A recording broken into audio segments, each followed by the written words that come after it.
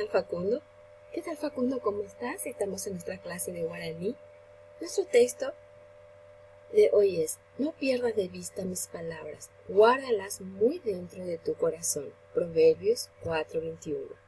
Qué hermoso es que vos no pierdas de vista la palabra de Dios y lo guardes en tu corazón. Todo aquello que vos aprendiste de la palabra de Dios, nunca te olvides, Facundo. Eso te ayuda a tener paz, tranquilidad y saber que Dios te ama por sobre todas las cosas y que Él tanto nos ama que nos da la vida eterna a través de su Hijo. Nunca lo olvides, dice la palabra, guárdalo en tu corazón. Comenzamos. Trabajamos en el cuaderno. ¿Qué vamos a hacer? Algo muy sencillo. Vamos a uso el diccionario.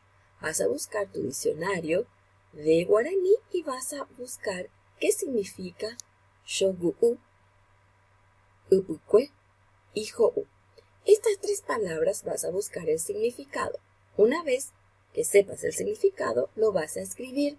Vas a dibujar el pajarito y luego vas a escribir en guaraní y lo que significa en español. Lo mismo le vas a dibujar a un indiecito y vas a poner el significado de upukwe, que significa, y escribir la palabra upukwe. Luego ho'u, que significa ho'u.